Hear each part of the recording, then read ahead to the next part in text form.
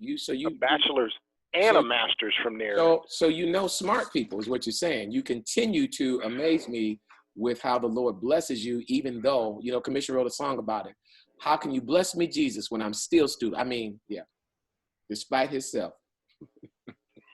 We're going to have a conversation. Because the first time we go out I'm somewhere. recording. Didn't I tell you this? The first time, yes. Okay.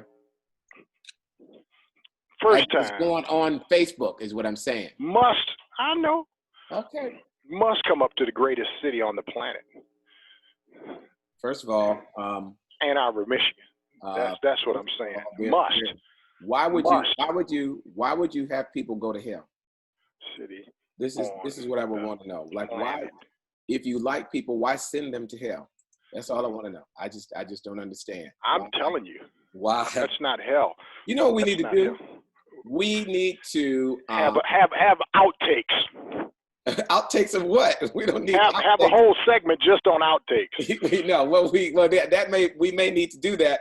But the other thing we need to do is take a poll to see how many people agree with me that is hell, and how many people agree with you that it is the greatest city on the planet. I think my crew will win. No, because if we go to that poll, I'm switching to my Twitter 30,000, and I'm switching to my Facebook 6,000. That's what I'm gonna do. That's not one I'm about to lose, right? That might get me to throw in a free consultation or something. That's not one I'm gonna lose. Throw in a free consultation. Where you gonna be freely counseling? I'd counsel my niche. I'd be like, okay, transformation, baby. That's my niche. Transformation, baby.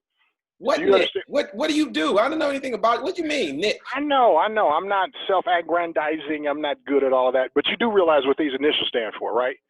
The great city of what? The greatest city on the planet, baby. Yeah, no. I didn't know. Yeah, Ann Arbor, Michigan. I couldn't figure out what that A square was. A2. So that was throwing me off. I know why. Because you didn't know what that square was. It's a little complicated. Because you were thrown off with the greatest city. Like, it's a little complicated. When you expect I'm gonna break it down for you, and then somebody throws something else in there, it's just ridiculous. But hey, I'm gonna break it down for you. Keep that A. Can you keep that A there and just get rid of everything else?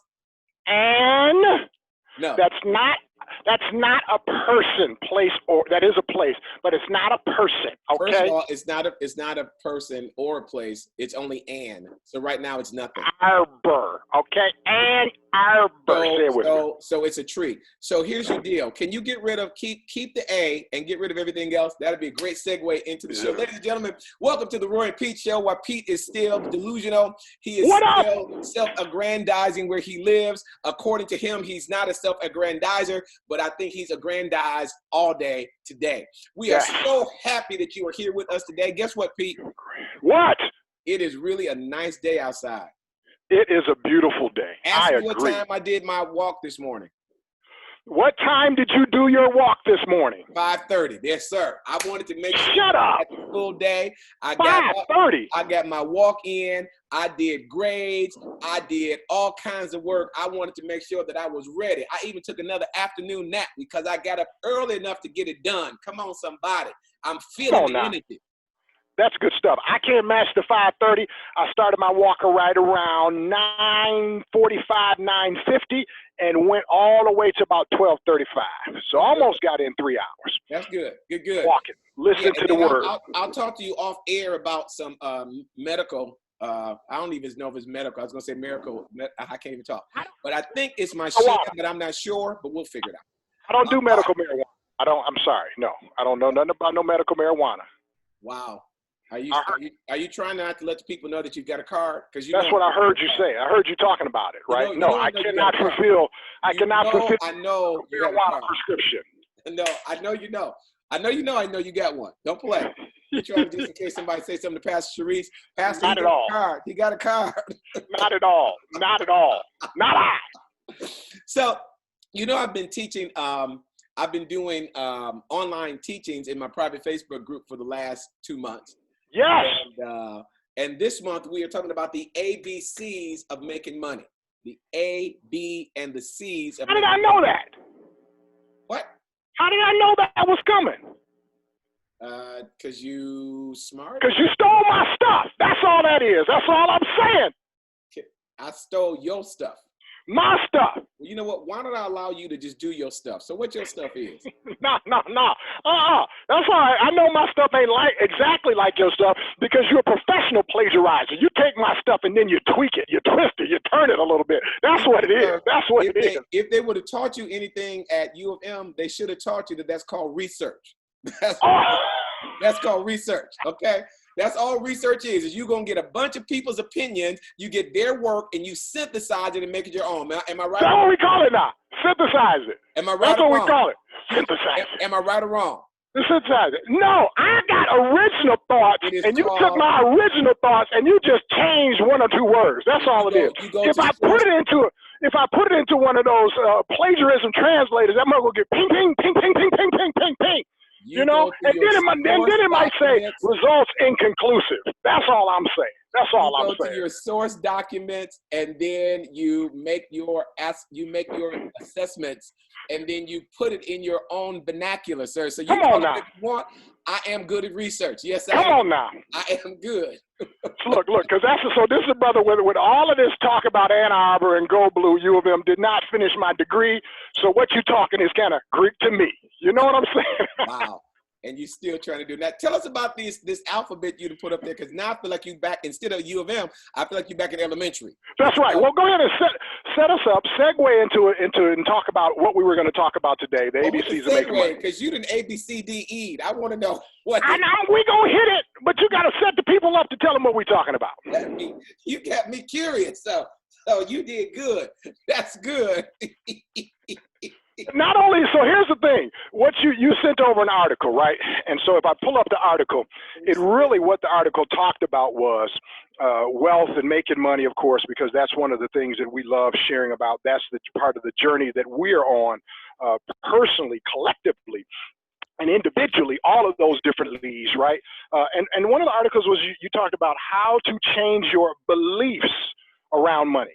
So you're talking about the ABCs of making money, that book there that you've been teaching. And I'm talking about my ABCs had to do with this article you sent from Success Magazine from 2018, how to change your beliefs around making money, right? Well, let's first of all start with that. So what I sent you, what? An article. An article. So yes. What is the point of sending you an article?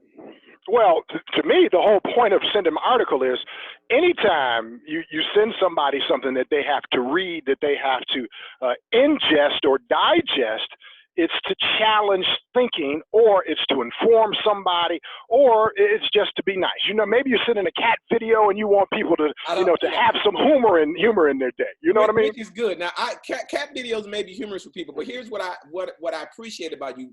What was the name of the magazine again? The Success Magazine, success.com. Here is the deal, because people have the opportunity to determine what they ingest. Right. And so media is out there, and there are all kinds of things. Like, right now we are hopefully, ending some of this tightening of the coronavirus, stay home orders and all that other stuff. But here's the thing. I stopped paying attention 4 weeks ago.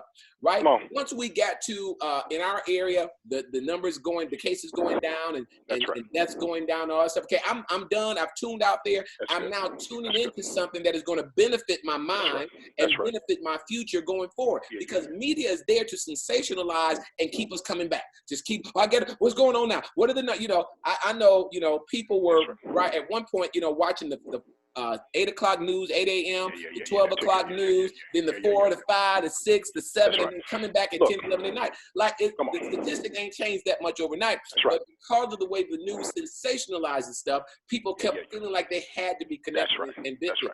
Right? So and I was with you.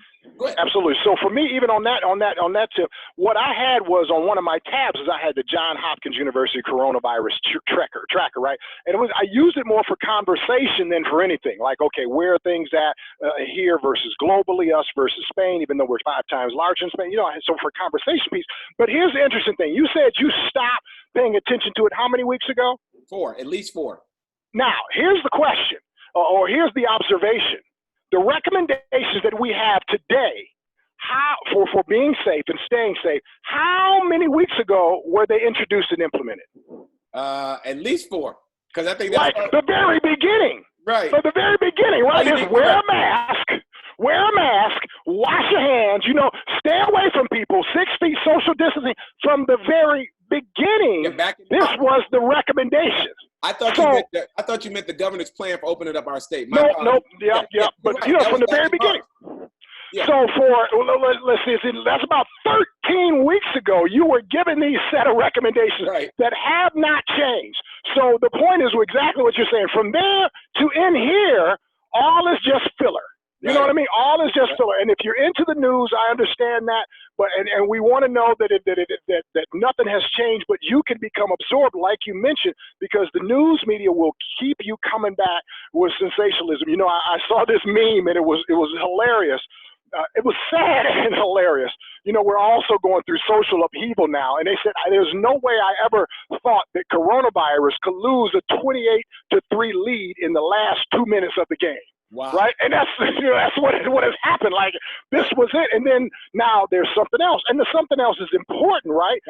With social justice and all that kind of stuff. But you have to, like you said, you have to be careful about what you ingest. Absolutely right. And you have that ability, right? You have the opportunity to do that. And to find those sources and then do what we do. Because you frequently send me emails or links, right? That's right. Say, okay, this was something, based upon my interests, my goals, or where you think I'm headed, or something that I need to know about. You're dropping me links, right? And you also want, friends, people in your life who are doing that, who are trying to help you advance and move forward and not just sit back.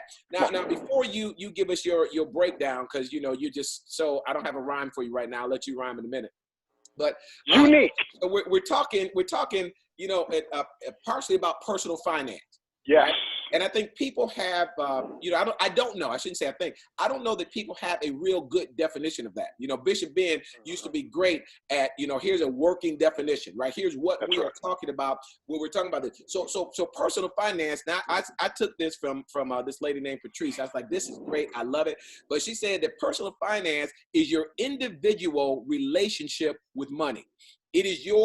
So Pete's relationship with money is going to be different than Roy's relationship. Then going to be different than Sarah's relationship. There's going to be different than whoever else, right? So everybody has their own individual, unique relationship. And I want to get back to that word, right? With money, right? How we obtain it, how we budget it, how we save it, how we use it, all of that stuff is our relationship with money. So really it's how I choose personally to manage my financial resources. It is that thing, right? And so it's interesting because personal finance should not be cookie cutter. Now there's some frameworks, right? We like I'm sure your ABCDE is a framework. That's right. That I'm going to research today.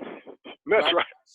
So it's a framework, but with those frameworks, we take those frameworks and then, like everything else, now how does this fit into my individual situation? How do I apply this where I am, and how do I apply it to get to where I want to go? We did a goals workshop some weeks ago, right? And the thing is, so if I've got financial goals, which, right now I'm teaching people the ABCs of making money, right? We're trying to get money mindsets. We're trying to get wealth mindsets. We're trying to break old habits off of us. So all of those things have to do with that word I said I want to get back to, and that's relationship with money, right? And many people, you frequently, sometimes you stopped it. You used to get on my nerve with it. You want filler, fluid, feast. Fluid, filler, feast. Come on now. I want to lose weight. Well, it's fluid, feller, feast. It's mind, mannerism. Like, okay, dude, I know you got alliteration going on, right? But with that, what you were asking me was like, what is your relationship with food, right? What is this relationship? Like, some people crawl into bed with a banana pudding and go, "Oh, girl, this is it." But baby, is that a man or is it a food? What's going on, right? And in the same way, we have relationships with our money. Right. And depending upon what type of messages we were given growing up, the type of things that we saw growing up, the type of things that we experienced as we've gotten to wherever we are in life right now, the relationship with money with people is going to be different. I know that I had to change my relationship with money. Right. I've had friends, we've been friends now, 42, 43 years. And one day we were talking in college and he said to me, "You always talk to me about our relationship in terms of money," right? And because for me, I never had any. but his dad was an executive at Chrysler. His mom was a principal of his school. They lived in Palmer Woods, which is, you know, an uppity, I shouldn't say uppity, it's an upscale. Yeah, that's right. Uppity. Uppity is a bad word. Upscale neighborhood here. I remember we were at Michigan State and his parents bought the house and I came home to help him paint and all this other, just, you know, fantastic. Right. But my relationship, because he did not mind sharing, he was generous, you know, all that stuff with me. I mean, his parents were generous to me. I mean, it was a group of us, but because of my relationship with money and my lack of resources and my lack of understanding, and my lack of accessibility, my relationship with money was different and affected my relationships with people. That's good stuff. Just a couple of points to follow up on you. One of the things that you mentioned, I love that you're in a relationship, right? Exact same thing when it comes to food, right? We have a relationship with food, and typically what it goes back to how you related to it when you were young, right? We had. Sorry, what are you doing? Oh my God! I'm sure my Spartan. Didn't you call me and say put my Spartan cup up? I remember. No, I said please, whatever you do, don't the old red cedar. All right, what's your relationship? Throw up in the middle of the show. Relationship. Don't cause me to throw up in the middle of the show. That's what I said. All right. So anyway, relationship, and typically it goes back to how you related to it when you were young, right? How your family related to that thing when you were young, whether it be food or money. And then what happens is it sinks down and it becomes a mindset, right? You're exposed to this when you were young. Either the exposure to this thing is normal, it's natural, or it can be troublesome. It can even be traumatic. So if it's troublesome or traumatic, what happens is the way of thinking about that particular thing, whether it's food or money, sinks down and it becomes a mindset. For instance, I remember I was dating somebody and they said, well, that's just bougie, right? I told them I want to eat above 12 Mile. If we're going out to eat, I don't want to eat down in the city. I've eaten down there, right? I want good service, right? And I want my dollars to mean something. So I want to give my money to somebody and they literally act like, well, thank you for bringing, your $30 here for dinner. So I said, take me up above 12 Mile to eat. I don't want to eat below 12 Mile, right? And they said, well, you just bougie. I said, if bougie means that I'm well educated, right? I'm well financed, right? And I know how to handle my money, then call me bougie all day long, right? But one of the things you mentioned it, and it's not your mindset, but some people think that if you have something or you live certain places, you are uppity or bougie, right? The other option, the other way to think is that this is just upscale, right? It's something more than I've been exposed to. That's right. Exactly right. There's a certain level of living that I've been exposed to that I now wish that level of service, and I don't want to drop down. Exactly right. 100%. And then on the top here, you mentioned, the relationship with money. How do we look at money, right? I need to come up with another one, but money can either be a tool or it can be your Lord. And what I mean is the Bible talks about, not that that money is the root of all evil, but it teaches that the love of money is the root of all evil. And so what we have thought of in our mind is, if you think about money and if you got a lot of money, you must love money. Typically what that means is if you're always trying to pursue that dollar, right? If you love that dollar, that money above everything else, that's the root of all evil. And that can happen whether you're wealthy or you're poor. When you're poor and you're constantly thinking, okay, I got to make it to the end of the month. All your thinking, everything that you do on a weekly basis could be literally in the pursuit of just enough to get by. Well, now that can become your Lord. Like this is the guiding thing in your life. I got to pay the rent this month. I literally got to take care of this and take care of that. Having too little is just as bad as having too much. I don't know that having too much is bad. That's just now loving it too much. That may loving it too much. All right. That's right. But it becomes this driving force, right? And here's the thing that people try and forget is that money is important in our life. It determines where your kids go to school. As you said, it determines education. It determines health care. It determines what I'm able to do. And so we again need to investigate, what has been our relationship with money. I was thinking as you were just standing there talking, that you talked about a mindset, and it's really a subconscious mindset. That's right. There are many times that we are operating on a mindset that we're not even aware of because it's already now dropped down into our subconscious, which puts us on autopilot. That's right. And here is what now I'm gonna try and sound like I have some knowledge on the health industry, but you tell me, right? It is something like a metabolic plateau or level. Like there's this place where your body, this is what is that called? Your body's. Yeah, so there's a metabolic plateau. What you're talking about is where you're trying to lose weight or you're trying to obtain certain gains, right? And you've hit a plateau. You can't lose anymore by the normal methods that you've been doing. Like typically when people hit plateaus, when you start off and you're trying to lose weight, right? You'll lose 20 pounds and all of a sudden you just hit this plateau and you can't seem to lose an extra 2 pounds, right? It really happens a lot. And I know you've been out there walking and taking care of it. Really happens a lot when you're trying to lose that last, that last 3 to 5%, right? You're trying to lose them last 5 or 10 pounds. You hit that plateau because the body doesn't naturally want to give that up, and you have to change your methods. You really have to tweak your eating. You got to do a whole bunch of things. You really work hard to get over it, right? You got to break through. In the same way, that metabolic state, your body is fighting against that.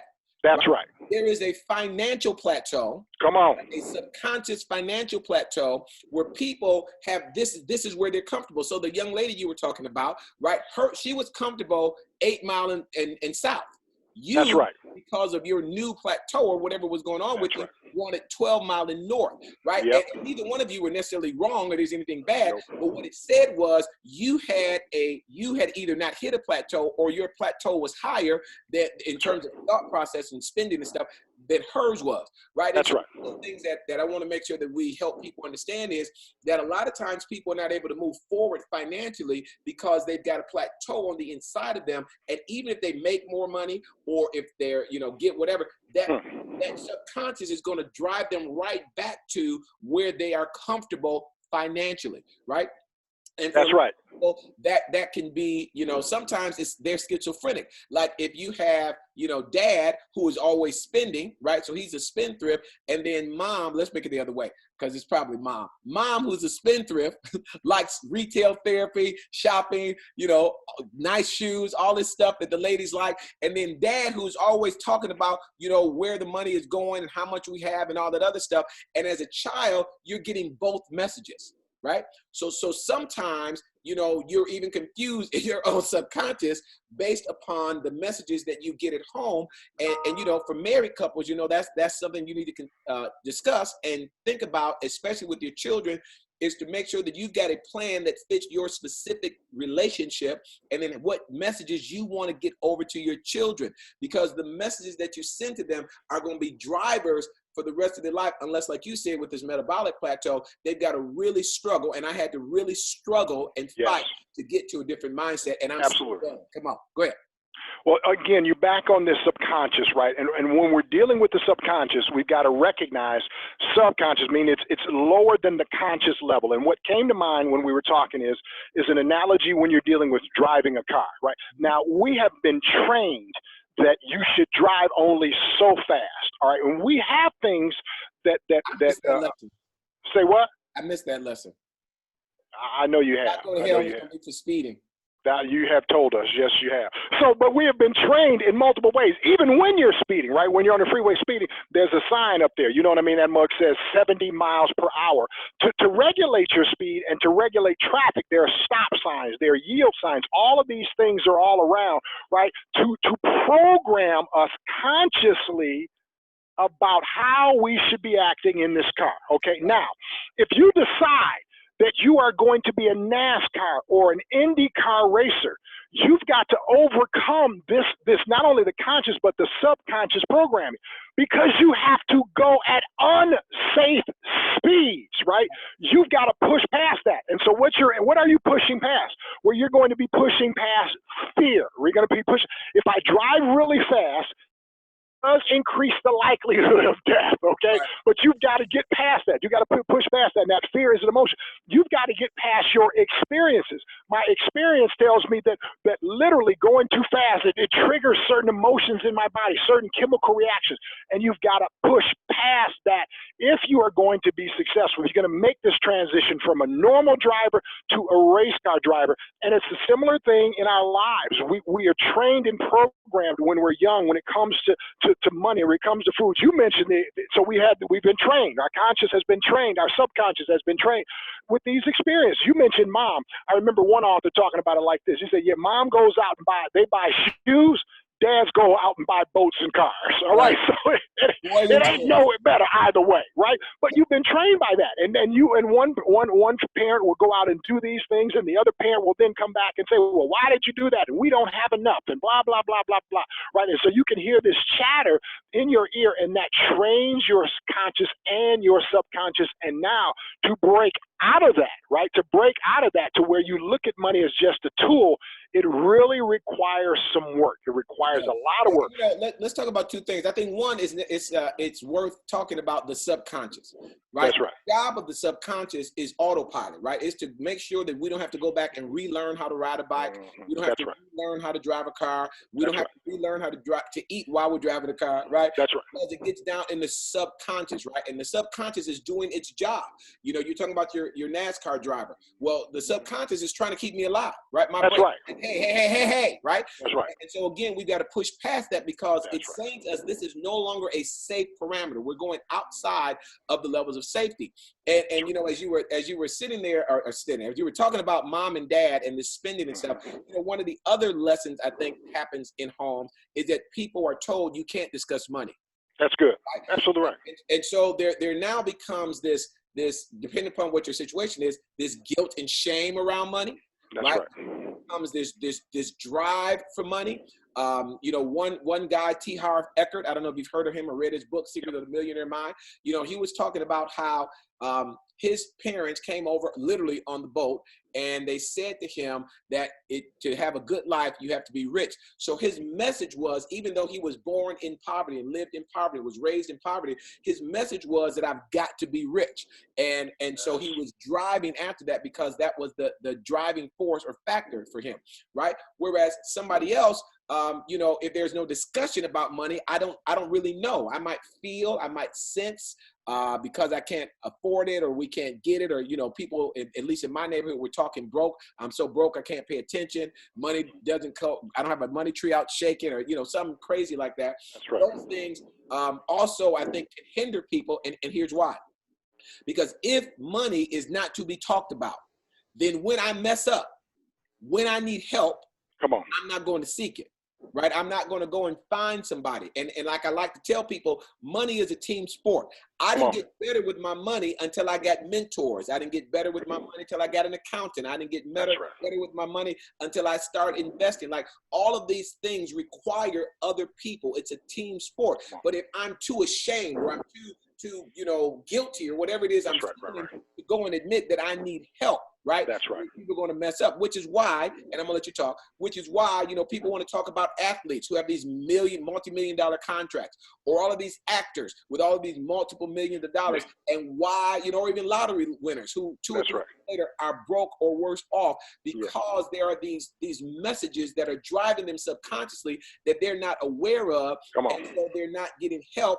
And, you know, one of my favorite bad stories to tell is MC Hammer, right? Come on. He had millions of dollars, but felt like he was the guy that made it, and then was obligated to take care of his posse, right? And so all of this money was going to pay his posse, and then he had to go broke, you know? Come on. Broke for us, at least, right? And so all of those things are I think, things that we need to be aware of that are in our subconscious mind and deal with that. That's why one of the reasons I'm very vocal about to people, if I ever get millions, the Lord bless me to hit the lottery, you know, whatever, right? If I get all this money, I'm not obligated to take care of you. If you're not being fed and taken care of my current paycheck, you ain't going to be taken care of just because I got a bigger one. Right? Again, these unrealistic expectations of people, and you got to be comfortable in your inner man, your soul, saying, Pete, I love you, but I ain't got to take care of you. Now I might bless you, but it's not an expectation that I have to bless you. No. That is so hard. Many people, though, have that, and you can speak to that probably, but many people have this expectation, and I'm very clear with people. I like to know people know up front, my money is not your money. I may use it to bless you. I may benefit you, but it is not my obligation to do it. Right? And so people need to understand that. All right, I've talked like I'm you. Go for it. On that last, you know, you talk a lot. on that last point, you know what I mean? That obligation piece, right? We are taught that from an early age, some of the family are. You know, they're taught family first. Whatever you do, make sure you take care of the family. And we can literally, mortgage our children's lives to help take care of other people. You know what I mean? That's one of the reasons, family first. For a minute, what do you mean by mortgage your children's lives? Well, one of the things is our children, right? We mess up our credit. Yep. And then we take stuff and put it in the children's name and mess up their credit, right? It's family first. Family, look out for family, okay? But and literally, now this does not just happen in the poorest community. One of our books we both read is the Millionaire Next Door by Stanley and Danko, right? And they talked about the UAWs, if I remember right, and the PAWs. They were the prodigious accumulators of wealth and the underaccumulators of wealth. And what the underaccumulators of wealth, many times, what the authors talked about was economic outpatient support was their name, right? Where you will have parents and they will have certain children who just will not go into the workforce, who just will not take care of business. I got somebody, I can't say too much. I know somebody absolutely personally like this, right? 40 years old and has never 45, has never had a job, and the parents just took care of them, right? And so what happens is, because family first, the parents are looking out for the daughter in this case, and just like that is literally this mindset of, I got to take care of you, your family. No, that is what, and one of the things that does is, in that case, it destroys the retirement of the older members of the family. And that's what in the Millionaire Next Door, what they were talking about, that economic outpatient support, where I'm taking, Roy, you need to take, Roy, from your retirement, and you need to help the people down the stream who are struggling. That's what you need to do. You got it? I bind that in Jesus' name. But listen, not only are they doing being that economic support, but they are also damaging that woman. She does. That's right. Damaged. Yeah, she's damaged. Yeah. Past tense. Yeah, and then in the event that something happens to them, which, you know, God forbid, hopefully it's just decades down the road. Old age is coming. Yeah, old age is coming. Take care of her, and then if they get to the point where she needs to handle their finances, she ain't gonna take care of them. She has absolutely no level of gratitude, no level of responsibility, and it is not helpful, right? So not only are they becoming economic support, but they are also damaging their child and their child's futures, which I'm sure they're doing out of love, but it's not helpful. That's right. So again, when we're dealing with I want to roll this out here. So one of the things that we're talking about is how you think about money. And you mentioned how to have these conversations about money. And when it comes to money and finance, there's different categories. There's poor, middle class, and the rich, right? The poor typically make decisions, right, on a daily basis. Right. And when you're poor, like, okay, what do I do today? How do I get through today? How do I make it today? Where am I going to get my food from? Where am I going to get my shelter and clothing from? Today, right? They typically make day-to-day decisions. They don't plan long-term. The middle class have to plan monthly and yearly. So what they start to do is they have to know how to plan based on a calendar, right? Okay, I got to calendar these things out. I know what I'm doing this during the week because I'm going to work. I'm doing these things on the weekend. Also, they plan yearly. If I'm going to go on vacation, all right, the vacation season is going to be here over my child's spring break, right? So they typically plan yearly. Same thing when it comes to money. I got tax season come up. When that tax money comes in, I'm going to take that money, and that's how we're going to go on the trip, right? That's how they plan. The rich plan in 3 to 5 year increments. And you know why that is? Because they know they have certain investments coming due, certain bonds coming due in 3 to 5 year increments. They naturally just plan in longer periods of time. The wealthy plan even further out with that. If you understand how the wealthy work, they're what's called family businesses. Okay, family businesses means you have a financial person in the business that you hire to take care of your wealth generationally, right? And so, and speaking of generational, an example of this, coming straight from my memory, would be, I believe it wasn't Ted, it would be Granddad Kennedy, all right? The father, the matriarch of the Kennedy family. He made his money, if I remember right, on the Chicago Board of Trade. He would be a patriarch, Pete, not a matriarch. Did I say Patriot? Thank you. That's right, Patriot. So he made his money, Chicago Board of Trade, made his money from bootlegging during Prohibition, right? And then there was this shift in his mind. If I'm going to keep this money and maintain it long term, my children need to go into politics. And so he pushed his children. His one child, he had thought for sure that his one child would end up being the president. He died in the war. And then we got JFK. We got all the other sons that went into politics. But that's generational planning, and they still have wealth today.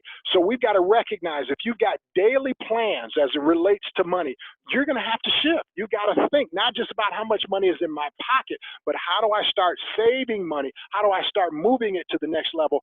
And this is one thing, I'll say this. One of the things, because we're not going to probably cover it over there, one of the things, there's a common discussion about multiple streams of income, right? The common discussion out there.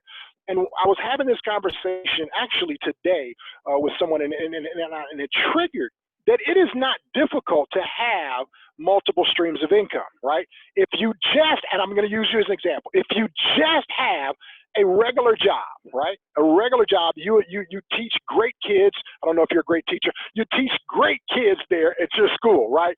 And so that's income, right? That's one stream right there, just one stream right there. Now, second stream, Roy, do you invest in your 403B? Without question. Without question. That's stream number 2. In other words, I invest in my employer's 401k or 403b, and they give me matching money that goes in the stock market. That's increased, right? And then, by the way, your house. Is your house growing in value in the marketplace? Absolutely. So that's 3. We got 3. How hard are you trying for those 3? Not at all. Not at all. It's just I'm going through my day on a regular day, and I've got 3 sources of income. Now the question for all of you that are watching, how many do you have active? How many sources of income how many streams rather of income do you have active? Because it's not hard to get 3. You left off a couple of streams for me. I do consulting. Come on. Training. I do preaching or speaking. Like all of those things are streams of income that come in, right? So we're gonna call that business, right? So I'm up to 4. You know what I'm saying? Hold on. So let me do a couple of things. Number one, I want when you're talking about this planning, let's go back to that piece. So I've got a couple of pictures here. I was just doing this in my class. So this one right here is the wealth advisor. This is James Hughes Jr. He's the family wealth advisor. Now this is from the movie The One Percenters, right? The other thing that let me show you this other picture, this is the Johnson family and their family meeting. This is them getting together as a family to talk with that advisor that I just showed you, to talk about their generational wealth 3 to 5 years down, right? So as a family, like many people get together for a reunion and they want to talk about grandma and them and all this old stuff, which is fine, but can we take 10 minutes to a half an hour, maybe an hour, and can we start doing like other people and start planning for our future and for the future of our family? And then one other thing, this one is specifically for you, Pete. I really hate that other people have to see it, but it's all right. Can you read this? Pete, let me read it for you. Let's see. Thank you for being such a wonderful teacher and positive influence to our son, George. We are grateful for you. Best, Gretchen and Bob. Now, here's the thing. I know, like you should know, right, that it's not easy to steal other people's emails. Because I didn't see your name on there. I didn't say thank you, Roy, at all. If y'all saw it, y'all could tell me. I didn't see thank you, Roy, at all. I'm just saying. I just wanted to put that out there. I've just got written documentation because, sometimes social proof is needed. Social proof is needed. If they had put it on social media under your account, I would believe it. But I can forward the email. It's fine. But again, it's that mindset. Like as I'm going through, reteaching this class, I'm sharing these things, and thank God, about a month ago, I started working with the girls so that we're on business together. Yes. So who are the girls? Huh? Who are the girls? Ryan and Sydney, the grandbabies. All right, good. So because we meet twice a week and we are starting business. We're, naming our LLC. We're doing all this other stuff. So that they are getting into this thing so that we are growing this together, and the money, the drivers that I want to put in them is money is available. I need to go out and figure out how to scoop it in, but it's there. And I'm not going to be here being busted and got to wait on somebody and all that other stuff. No, we going to grow business, and we're going to do what we need to do to take care of that. Absolutely. One quick thing to go along with that. We're talking about the next generation, right? And I don't think I coined the phrase, but I said each one reach some. Right, each one reach some. And so just yesterday, I have a Lamenti. He's a little brother of mine. His name is Cedric. And Cedric, he was in the car with me. Right, and the first thing he had to do in the car is he's got to read. So I've got him reading the autobiography of Frederick Douglass. It's an illustrated form for his age group. He's about 11. Now, one of the things that he was listening to me on a conference call. After we got off the conference call, we started talking about financial success. And I said, so what is financial success? What do you think it means? He says it means having money. Okay, I'm going to take you right there, right where you're at. Well, we happen to be driving not too far from your house. There is a Jimmy John's Pizza over off of Evergreen, right? And we're driving by that, and I said, we're going to use that. I said, you see that right there? Yes, Jimmy John's. I said, do you think the owner of Jimmy John's works right there in that particular building, right there? He said, no, where does he work? He probably works at the big Jimmy John's. Good, we'll take that as a fact. Yes, he does. He works in the big Jimmy John's. Now, who works there? And what he said his employees. That's right, his employees work there. Now, with the man who owns Jimmy John's, if at the big Jimmy John's location, he decides not to come in that day, does he still make money off of that Jimmy John's? Yes, he does. Why? Because his employees still work for him. Exactly right. So now we take that, right? And by the way, we were going to give him some money. Now we're going to give him some money by putting him to work, right? He put him to work.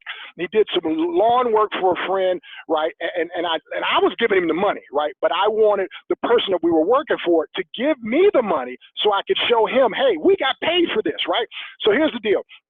I got $50, right? I had $50 in my hand. I'm like, look what we made, $50, right? He's like, cool. So that means I get 25 because we both worked hard. I was like, you will say what? We both get 25. Why would you say that? Because I was working right alongside you. And then this is what I hit him with. I said, now, remember what we talked about earlier. Did you go out and get that client? Did you go get the customer? He's like, well, I know right where it's at. No, you don't. What street we on, right? You don't even know what street we on. You didn't go get the client. You didn't negotiate the contract. You didn't set up the contract. You didn't do any of that. So does it make sense that I should make a little bit more than you? Yes, it does, right? Now, I peeled him off 20. But the point behind all of that is I'm teaching somebody young. You're teaching the grandbaby somebody young. And we've got to learn this lesson ourselves as adults, that there's a difference between an employer and employee, and it really does affect how your money works, right? If you've got generational wealth, you're doing more than just the 401k, the job, and your home. You're working with business. And literally, this thing here, they have a different money mindset when you're here. They have a different way of thinking about it, different way of talking about money. All of the mindset of the wealthy is completely different, but it is not exclusive to them. We can adopt the same mindset. One of the things I think that I want to throw in, and then I actually want to see what this, because you have me curious with the ABCDE. I don't know what that is. But one of the things I think that we also ought to put in there is that, as you said, I work in an affluent district. Right.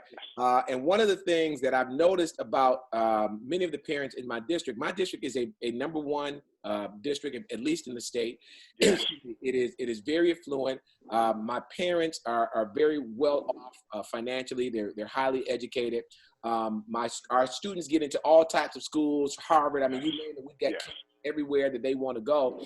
Yet there are still parents who will pay $30,000 to send their kids to Cranbrook.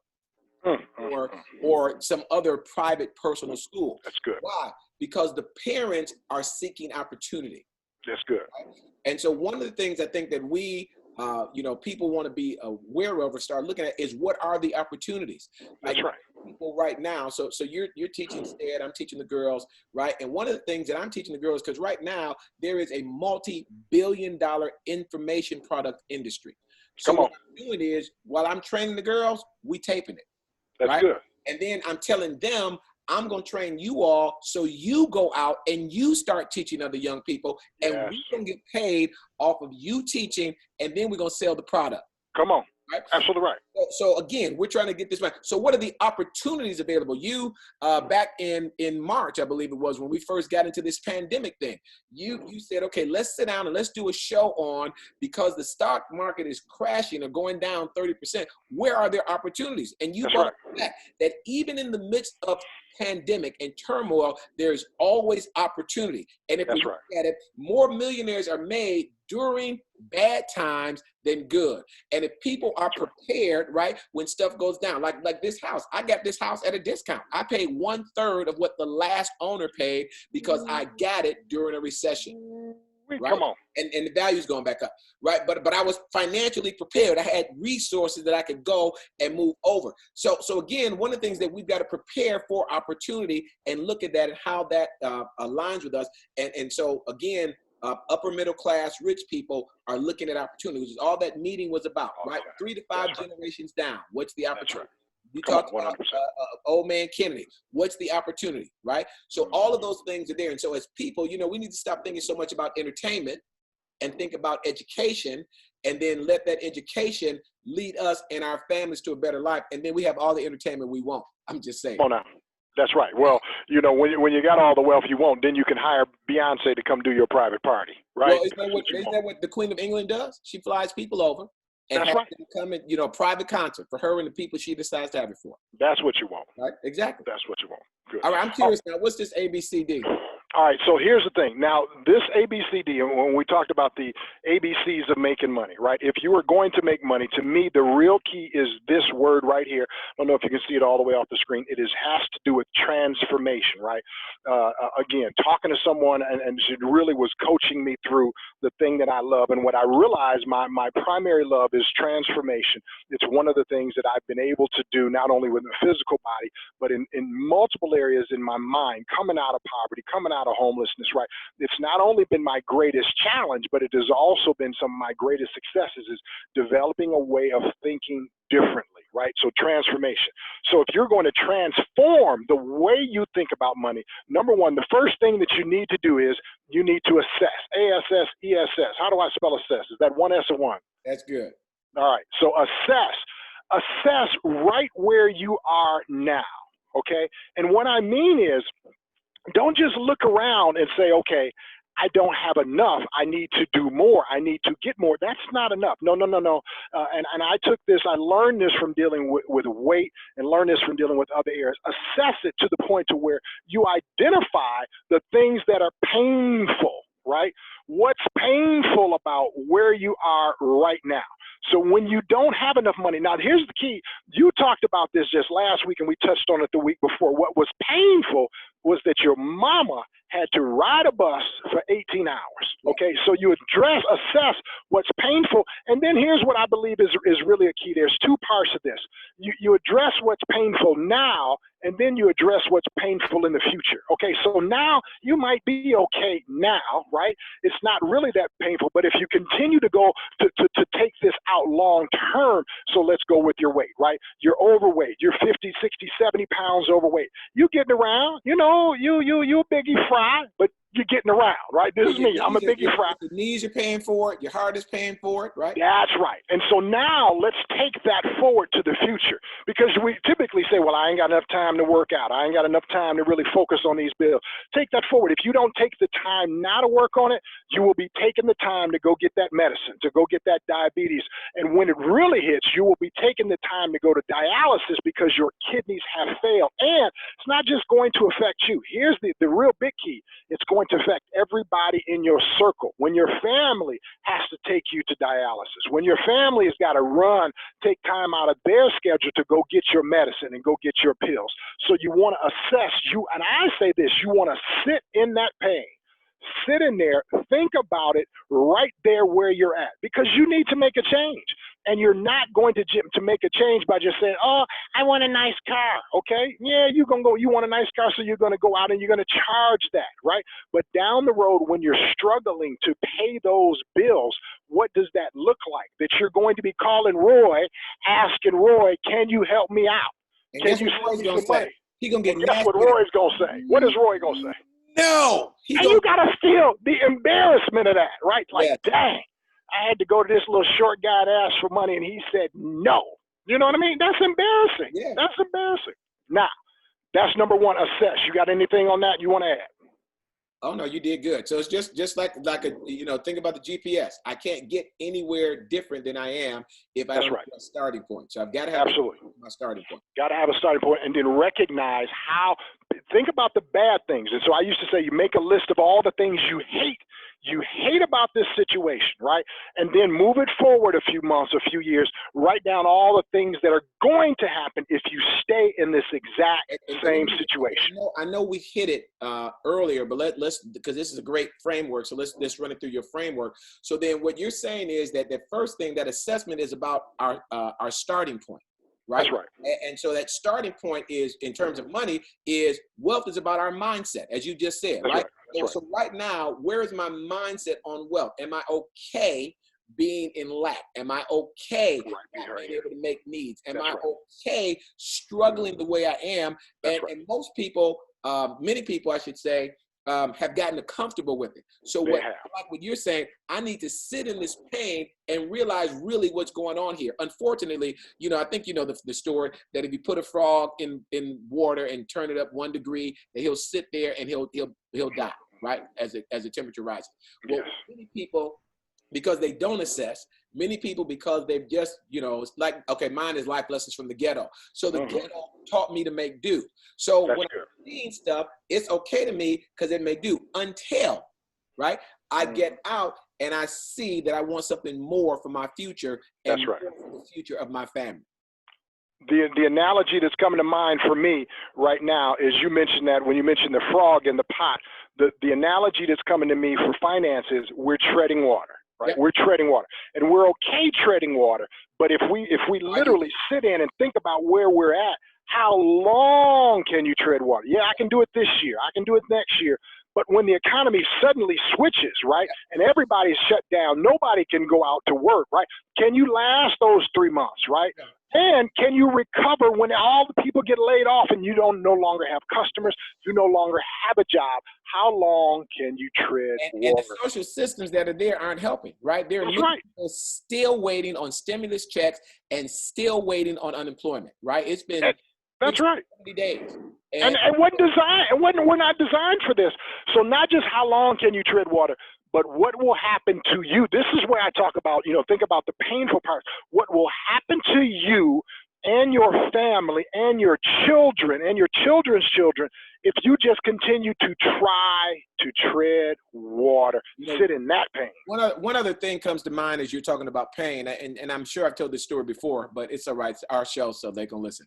So you know, a farmer had a visitor, and the visitor went to hang out with the farmer. They were on the front porch, and the dog just kept whimpering, just kept, and the person's trying to talk to the farmer, and the dog just go. So finally, the person says to the farmer, you know, is everything okay? What's wrong with the dog? He said, oh, he's sitting on the nail. And the person scratched their head and said, well, why is he sitting on the nail? And the farmer said, well, I guess it just doesn't hurt enough for him to get up. And so many people need to think financially, you know, until this pandemic hit, they were in pain financially, but it wasn't hurt enough for them to get up and move. But now that they've been suffering and struggling, I'm hoping that it's enough to say, let me get off this financial nail and start moving forward. Exactly right, because we don't want that mug to get gangrene and now your booty rotting out. I'm sorry, that's just the way I thought, right? So, the next thing, after you've assessed, right? It's interesting that we ended up on booty, and you know, and there's a root word here. I'm just saying, it's interesting, but that's the way my mind works, Lord. Are you watching your deacon? Transform my mind, Lord. So anyway, we're talking about, you know, assess, sit in that pain. The next thing is you've got to believe that change is possible. Now, what I have chosen to believe is the word of God, right? I've chosen to believe the word of God. Roy, I got a quiz for you. Yes. What is Deuteronomy 8:18? Remember the Lord your God, for it is he that giveth thee the power to get wealth, to establish his covenant. Where at? Deuteronomy 8:18, as it is in today. the word. That's right. So say that again. Take your time. Read that again. All right. Deuteronomy 8:18. I'm quoting it. Deuteronomy 8:18. But thou shalt remember the Lord thy God, for it is he that giveth thee power to get wealth, that he may establish his covenant as he swore to your fathers. Wow. So I've chosen to believe that I didn't have to be born into the Walton family, as you mentioned, in the Johnson family. I've chosen to believe that God can give me the power to get wealth, right? I believe his word. Now, that's what I've done. Even before I went to external sources and saw, and read about the many people who had rags to riches story, you could go to quickly, what comes to mind is Tyler Perry, right? Single mom and lived homeless, right? Rags to riches. I don't even start there, right? I don't even start there because my mind might come up with some reason why he could do it, but I couldn't, right? But if I start with God being my source, wait a minute. He gives me the power to get. He gives it to me, right? And then I start thinking, well, I got to be perfect. No, his perfection, it comes through his son, Jesus Christ. So I've accepted his son. I'm good enough to get this wealth, right? And then if I read a little bit more in the Bible, I see that there were people who were jacked up that were able to apply his principles and get wealth. Come on. Well, a couple of things there. One, people want to not move forward or try stuff because they're looking for perfection, right? That's good. Action is better than perfection, because if you try and wait on perfection, you're not going to make it. You're not even going to get out and try and do anything. I think the second thing that we need to talk about here is when we say power to get wealth, because many people believe, especially in our culture and in our circle of Christendom, if you will, that they can go and throw some money on the altar and go back and sit down, and they think money's going to fall out the sky. That's is I'm encouraging you to believe in God's belief in you, and then develop that belief in yourself. Come on, I see you. I see you decide to stand back up. You're back in the screen. My internet decided to kick me off. But so when we talk about power, right? God is not talking about money falling out of the sky. What he's saying is, I'm gonna give you the network. I'm going to give you the information. I'm going to connect you to the people. I'm going to give you the resources that you need to put together to do it. But you're going to have to get up off your butt and do something and let me bless the work of your hand. And don't go too fast. Don't go too fast. Do us down there. That's it. All right. But you got it. Well, yeah. But but when we talk about power, because it's not just that God is just going to exert his power and make it happen. That's right. No, he's going to give you the ability to go out and do stuff and do it. And then I got one more story. You the power. That's right. Let me know when you're ready, because I got another story about belief. Go ahead. Come on, that's it. No, about belief. Come on, hit me with belief. Right. Absolutely. So my story was, I told you, my poverty mentality, right? When I was growing up, I had a poverty mentality, and I was 34 when I got the job in Birmingham Public Schools, and I'm sitting one day in a orientation. Bob Voss, gone on to see Jesus now. Loved God. He was a good Christian man, but he was the head of the Human Resource Department for Birmingham Public Schools. And the one day I was there, he said, teachers have retired millionaires by maxing out their 403B.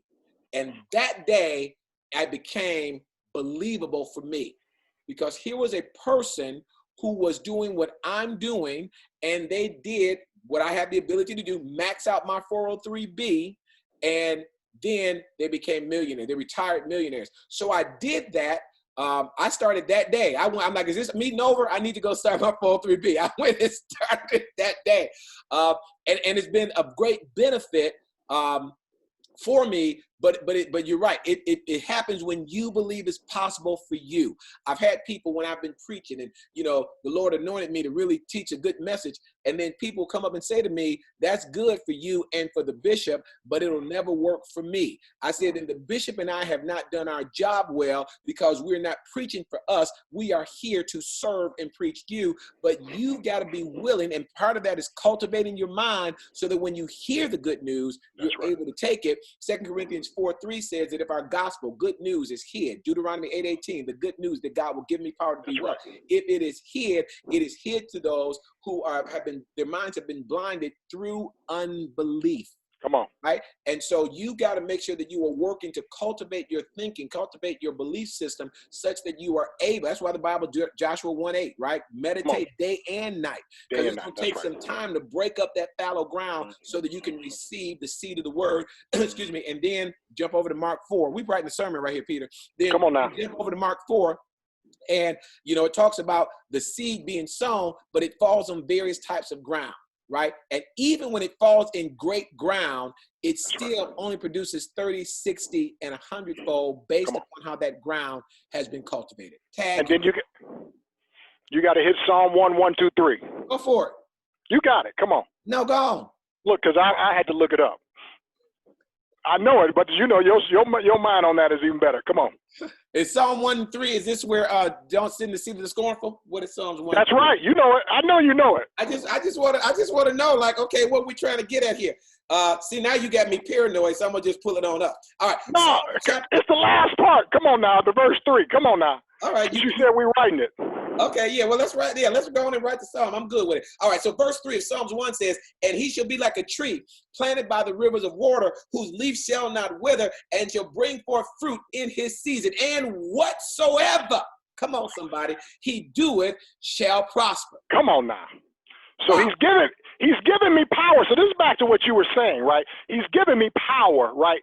But I gotta do something with it. And if I do something with it, whatever I do will prosper. Come on now. Yes. Come on. Yes. Good stuff. All right. So good. So we've got believe. And one of the things we will bring that out is down here. But one of the things you that we're bringing out that you brought out is that helps your belief is you had an example. Brother put an example for you. Brother in the Lord said there have been people who have retired off of this. So that begins to change your thinking, right? So, Roy, you mean you don't have to be no broke teacher? Is this what you're telling me? That's exactly what I'm telling you. Wow, but I hear, teachers are underpaid and, they don't get enough money, all that kind of, that's what I hear a lot of complaining in the media. Yeah, well, we don't, right? Okay. We don't get paid. We do need to get paid more. But you deal with what you've been given, right? So again. Wait.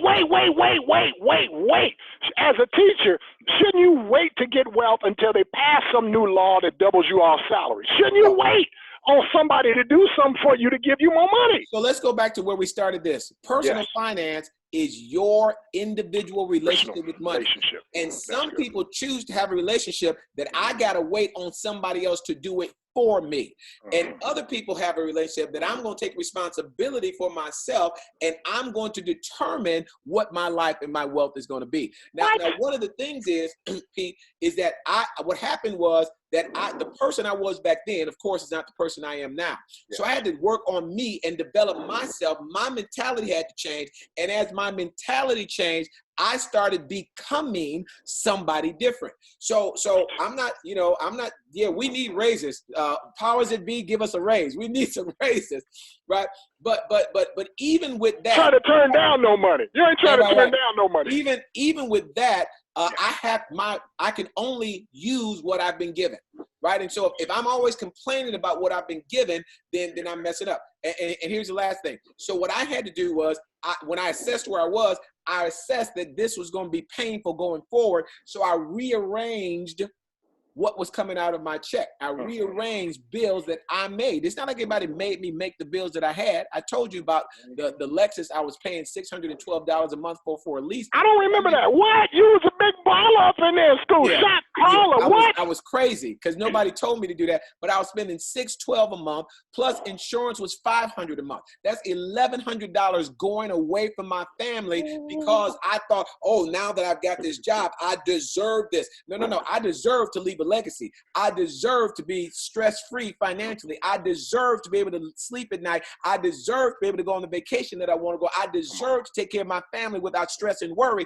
But what happened was that my thought process was I deserved that done behind Lexus, and I did not. So I took it back. Yes, I did. I took it back 2 years, and I was $10,000 in the hole, but it was better to pay that off than to pay $42,000 over a 5-year lease. So here's what it came down to. You could be rolling in that Lexus, or you could leave a legacy. Come on now. That's a challenge. Lexus versus legacy challenge. We can do that. That's right. Come on now. And so, but I want you to, now here's the thing. This goes back to here, assessing where you are and dealing with the pain of the moment. I don't know if people caught that, but what you said was, if I turn this in, right, you turned it in and you had to take a $10,000 hit. Yep. $10,000 hit versus keeping the Lexus. And then if you took the Lexus, how much would that have cost you extra? What would that have been? It would have been $42,000 total over the term of the lease. And get it now, lease. So I would have had to turn it back in, meaning that I would have just taken $42,000 and given it to the Lexus dealers. So we got $10,000 hit here versus, but you got the Lexus, right? Versus a $42,000 hit towards the legacy, right?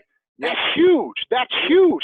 And it takes something. I would compliment you, but you don't need no more compliments. If anybody else out there, makes this type of decision to take this lower hit, because it's still a hit, right? Yes. Versus that, and you still had to go get another car. I had to get another. Correct. What'd you go get for another car? I went and got I forgot, I think this was 2003, and I went and got a 1990 BMW used. Paid cash for the mug. Yes, sir. Paid cash. I'm going to take the hit. You know what? I ain't got the Lexus, but I take the hit, and I'm going to rebuild from this mistake. And it was it was a stick shift. So it wasn't even like it was an old stick shift, but I didn't care. I was going because by then my mind had changed. Come on. Right? By then, I was somebody different, and I believed that God was going to do just what he's done now. So I'm driving debt-free. I'm living debt-free. I'm eating debt-free. I got money in the bank, money in the investments. And it is because I believed that I could become somebody different than the person I was growing up and who I was at 34. So would you say? There's time. There's time. Even if you are up in age, there's still time. And I was going to say, would you say because your mindset changed, right? And when you made that decision to take that hit, that the Lord blessed you so that you could recover from that, right? Even if it took a few years. Would you agree with that? I would. And part of what I think the Lord, he said he gives you power to get wealth. Yes. Part of what the Lord did for me was he gave me the ability, the willpower, the strength, whatever you want to call it, to take consistent and intentional action. Because that's what happened, right? I took consistent and intentional. It didn't happen overnight, but it was consistent and it was intentional, as opposed for waiting for somebody to come and rescue me. What's that TV, documentary you always talking about, waiting for Superman? I stopped waiting for Superman and I became Superman. I stepped into the Bible. Come on, somebody. And I said, in the name of Jesus. Okay. I got my mind renewed, though, and honestly became somebody different. Consistent and intentional action. Come on, I like that. All right, so let's roll into number 3, because we want to wrap up and get the people out of here, right? Number 3, we talked about assessing. We talked about believing that chance or transformation can happen. You have to choose to believe, right? Yes. Roy mentioned earlier about he chose to believe, and then he saw some examples of people, right? But here's the next thing, which I recognize has been my success, right? Now, I assess where I was, right? When we're talking about weight, right? I'm sloppy fat. I'm a fat joker, right? I ain't gonna lie. I'm 416 pounds. Now, I still got the good hair, so okay with that. But my belly, I'm 60 inches in the belly, right? I mean, if I wanted to win a race, the only way I could win a race is I'd just swing my fat belly back and forth and hope to gain some momentum, and then I could pass. I don't know who I could pass, but that would make me move. You'd right? knock him out the race. That knocks him out the way. Watch out the way, little man, little woman. Watch out, right? But I had to believe, and I believed. I began to confess over myself. I remember being in a men's group where I confessed. I said, if I'm this weight at 30, I got to do something. Well, you know what? I was still a fat joke at 30. But I began to confess over myself. That's number 3. That's where we're going. I said to myself, I am going to lose weight. Somehow I'm going to lose weight. I'm going to do whatever it requires, Lord, without having surgery to lose weight. And what I began to develop right in the midst of all of that is a confession, right? So I had to speak out of my mouth into my ears, the transformation that I wanted to take place, right? The transformation that I was expecting. And the Lord granted that thing. The Lord brought that thing to pass, right? And I just can't tell you how powerful it is, just from a biblical standpoint, to not just have faith, because when we're talking about believing and assessing where you're at, looking where you're at, and believing, right, you have to change what you believe. You have to develop a faith construct that something else is going to happen. Something is going to change. But for me, I had to confess something different. So I confessed that I'm going to lose weight. Now, here's the weird thing. I was confessing before I knew all of its power. And a buddy of mine, Tony lives in Arizona. He ran it down like this. He said, Pete, when you were big, you used to say you were going to lose weight, and you used to say that somebody was going to pay you to lose weight. I said, what? I did? Now, Tony don't even go to my church or nothing. We were just talking to Jim in different places. He said, you confess. I said, I don't remember. He said, oh, I'll trigger your memory. He said, do you remember when there was Monica Lewinsky came out? And I said, yeah, I do. Monica Lewinsky made money by being a Jenny Craig spokesperson, right? And she made money, and all she was famous for was this dress with this little stain on it. Okay, that's what she was famous for. But I said, if somebody can pay Monica Lewinsky to lose weight, somebody's gonna pay me, right? And so I ended up going on The Biggest Loser, making $100,000 and all of that. And he brought that back to my memory that I was confessing this before it was anywhere in the realm of possibility. So now wait, but jump back there. So again, there is God again. See, to me, that's God. that you would put that out there, and then God brought that full circle so that you could move to the next step. That's right, absolutely. And tried a couple different things along the way. I tried something called Body for Life, which was a challenge whereby, you get a personal trainer and you work out, and they have a challenge, and you film yourself 12 weeks after starting, lost a few pounds, but did not learn anything. But I'm going to try. That's for challenge too. They made a lot of money. They made a lot of money. Absolutely. Bill, I forgot Bill's last name, but made a lot of money. Ended up building a company around it, selling the company. Yeah, made a lot of money. So, but I was trying different things along the way, but that didn't work out for me, right? Tried my own plan. It's like, okay, I'm going to do Atkins. I'm going to do Weight Watchers. I'm going to do these things.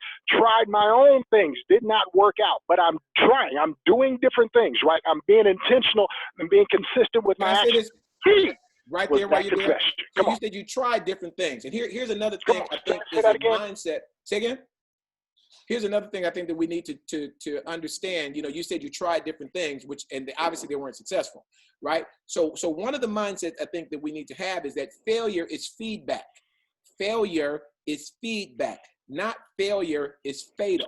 See, many people will try it and then they'll stop. Like I was in real estate and I had purchased a home. We were getting my house fixed up, and I went and talked one day, went to visit it one day. There were kids on the grass, said, hey, bought this house. If you guys don't mind, appreciate you staying off the house. I went back the following Sunday, my house had been burned down, right? Thank God it was insured. They paid off the house, and my partner and I, the guy I was in business with, we got a $10,000 check. I got a $5,000 check, but I never went back into housing, to real estate, right? Because for me, it was fatal, and I should have just stayed with it and just went to a different neighborhood and picked something different, right? But again, the mindset is you kept going because what you realized was that your failures were just feedback that this stuff didn't work for you. That's right. You kept going and you didn't allow it to be fatal. Go for it. And I'm glad you mentioned that, because in this area I kept going, but in other areas very, very similarly, right? Certain failures that would happen, I took it as fatal, right? I took it as fatal. Even things that I desired to do after having lost weight. Like I remember a simple process where I was going to create some t-shirts, right? That process didn't go well. I put the t-shirts and just like put them up in storage, never brought them out again, right? So that is really, really, really key. Failure is feedback. You have to keep pursuing. That's why one of the things that the Lord blessed me to do is to be able to consult with an entrepreneur and learn from an entrepreneur. When you have an entrepreneurial mindset, there's this not giving up. I'm going to keep trying, keep doing. I'm going to keep experiencing. Absolutely right. But the key here, and so that's what I like, that is that failure is feedback. It's not fatal. It is not fatal. Absolutely right. Mindset, let me give you this. So I've got.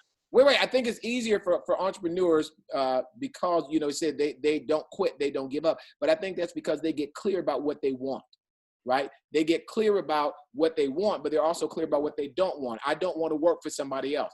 I don't want to have to punch a clock. I don't want to have somebody else controlling me and my time, right? But so when you get clear about what you want, it also helps you to stay consistent and not give up. Absolutely. So what I'm going to show you here on the screen is just a list. I've got confessions up the wazoo for different things, right? So the very first thing up there, that says, what does that say, the very first one? I can't even read that. Tilt your phone. First one, confession, gold goals. That's right, gold goals. And then there's confession number 000. Life confession, family confession. Some Monday, Tuesday, Wednesday, Thursday, Friday, I don't know, manifestation Mondays. Daily confessions, right? Right, we got it, yes. I got confessions up the wazoo. Seasonal rhema and faith seed sown confessions. I've got family confessions. Let me give you what I call my gold goals, all right? These are the things that I confess over myself as a lifestyle, right? These are my life confessions. Number one, I am a speaker, teacher, athlete. Now, the Lord specifically dropped that on me, right? I am a speaker, right? Here's a speaker. And I always combine the word of God with these confessions. The things I speak come to pass. by his word, the worlds were framed according to Hebrews 11:3. And I have that same power inside of me. I can declare and decree a thing. I am a king, right? And then I've got the date that the Lord gave me that. I've got the entire scripture of Hebrews 11:3. And then with that, again, I am a king. I shall declare a thing. I am that man. I live to give. I'm a distribution point for wealth. I have favor with God, and I expect favor with man. I am a teacher. I have a supernatural God-given ability to skill and anointed to instruct others such that knowledge is illuminated and becomes wisdom in the lives of the hearer and the heater. And I am an athlete. I have the discipline of an athlete. I have a regimen of daily habits and actions that carry me to destiny. I work out according to a set of goals and plan. I work out and I train to do exploits, right? And so got the scriptures along with that, 1 Corinthians 9 and 27, plus the amplified message version of that, Daniel 11:32. I got it all in there. Let me show you one. So for those of us that ain't like Pete and want to go and write all this stuff, I just went online and pulled one, right? Come on. Now I gave this one out to my students a few weeks ago, right? But this is just a financial confession, financial abundance confession for kingdom-driven entrepreneur, right? Proverbs 18:21 says that death and life are in the power of the tongue. Therefore, I speak the word of God concerning my finances. Then I like what so I just go then and do it, right? So my God supplies all my needs according to his riches and glory by Christ Jesus. So Father, I thank you in the name of Jesus that according to your word, my needs are supplied by your riches and glory. Psalms 23 says that the Lord is my shepherd, and because of that, Father, I do not want. So Father, not only are you meeting my needs, but you're reading my wants. And I call them in now from the north, the south, the east, and the west. I release the angels of the Lord to go forth and to bring me favor, to bring me things in kind that will cause this to happen in my life. Father, thank you that wisdom is mine, insight is mine, revelation is mine. Father, that I might walk into this generous supply that you've given to me. Father, I thank you for it. I honor you, and I receive it in the name of Jesus. So I'm lifting and magnifying you, and I consider it done in Jesus. And then I'll just move on to the next one. Right. So there are multiple ways to do that, I think, is what we're trying to get across. And that as long as people are, being a part, I think that they are able to do that. Go for it. And the key here is what you were just saying. Confess the word. You're confessing the word of God over your life, all right, over a different area of his life. Yep. And God said something about he'd perform it, right, if I'm not mistaken. That's what he said. He said that. He did. He said, I will watch over my word to perform it. Come on now. And so confess the word of God over your life. Now, the word of God is not just scripture, but it should be something related to what he's told you to do. If you are, if you believe the Lord has called you to be an auto mechanic or to be a craftsman and tradesman, find something in the scripture, right, that talks about people having skill in the trades and all that kind of stuff. Confess the word of God over your life. Whatever that unique thing that God has called you to do, confession is the key to your next level. It is the absolute key in my mind. For me to the next level. So one, faith comes by hearing, right? So we get programmed by what we hear, and we get especially programmed by what we hear repetitively. Right. And so when we do that, we get programmed, because although Roy and Pete can say to you that you are great, it is more meaningful when you say to yourself that you are great. You have a tendency to believe you more than you believe us. There's a different level of vibration and sound inside the cranial wall when you are doing it on your own. Right. When you choose, as Pete talked about in 2, when you choose to believe these things and start confessing all that, then all of a sudden your reticular activation. Do you know what that is? Of course, the reticular activation system. I got that, absolutely. Well, tell us about it. Well, the reticular activation is a part. Say what? Let's see if you know for real. But no, because I got it. Look. I'm about to check and see if I got it. So the reticular activation system, right, that is triggered, through different things that you say over yourself, right? So, for instance, I believe that you need to have a perfect, personalized, present tense affirmation, right? And so let me see, element of PQR, right? The reticular activation. So one of the things that I would say over myself in losing weight, I got better than just saying I want to lose weight, right? What I would say is, I feel sexy, strong, and great as I maintain my weight at or around 238, right? And so that rhyme in there, it causes an emotion. First of all, it's my voice, and my voice is really smooth, right? And so what happens is that activates the reticular, that causes the reticular activation system to to trigger. If I could do my what's the element of PQRS? He didn't know he had to read. We ain't got that much time. So when a person, so guys and girls, so what happens is, you know, if you decide that you're gonna get a car, you know, let's say that you're gonna get the Cadillac Escalade, and that becomes the car. Your mind is now triggered and sensitive to Cadillac Escalades, and you see them all over. Now, until you had made that decision that this is what you were going to do, you didn't really notice them. But once you do that, you trigger inside of yourself your reticular activation system. Say, okay, I need you to start looking for this and bringing me information about what I'm trying to do. And that's what happens with your confession. As you start confessing that, then your reticular activation system starts bringing you resources, information, insight that is necessary to accomplish your goal or task. Oh, now, 100%. All right, we got to wrap up. Yeah, we've already talked about this, right? So we talked about the power of confession, right? And I just believe that's absolutely essential. The next thing is on our ABCs, right? And I can even go out even further than this. We assess, believe, confess. The next thing is do. Roy set this up earlier and did it very well, right? You need to be consistent and intentionally do something, consistent and intentional actions. These are things that you're going to do in pursuit of, you know, this change, right? And so what we're talking about here is we're talking about changing your financial mindset. So real simple things. If you're going to change your financial mindset, some real simple, consistent and intentional things that you can do is start going to seminars, start listening to experts, start listening. Take my class. Take Roy's class. That's number one. What days of the week are your class? Oh, well, I'm gonna start offering a couple of more, but they'll be paid now. They won't be free any longer. That's the very first thing you want to start, again, because the issue here is the mind, right? So consistent and intentional, TIONAAL. So intentional, consistent, and intentionally start working on changing the mind. That means a couple different things. One, get mentors around you or examples, right? And start hearing the experiences of others, right? You hear our experiences in relation to this. Get other people. One of the things is I tend to like it like this. If you are, let's say you're an African-American female, it's great to hear us. It's even better to hear the testimony or the story of an African-American female, right? Take Roy's class because you need to learn the principles. But then when you look for these models, right, you look for people who've been successful in this area. Find some examples who have the experience just right down the road that you're looking for. Those women are in my class. Exactly right. There you go. There, so you just come on in the class and hang out with them. They're there. And pay attention. That's right. Listen up and pay attention. So those things are really key. Do something and then go ahead. So on that do something, let's give them something simple to do, right? Take $1. And if you can do it $1 a day, that's great. If you can do, you know, if it's $1 2 days a week, that's great. I want you to start just depositing money in the bank. I want you to get intentional about the action of you being a builder of wealth and not a taker-outer, right? So you just go and get in the habit of putting money away. You know, like I said, if you can do $1 a day, that's great. It's $5 a week, or if it's $2 a week, or if it's just $1 a week, you do something so that you now are on purpose triggering yourself that I am an investor and payer. I did that years ago, and I like the way my savings account looks right now. And so one of the things that you can do that, here's one of the things that to make it simple, and I've got to change the one I use. I want to go to the bank. You gonna tell them not to do something online? Yes.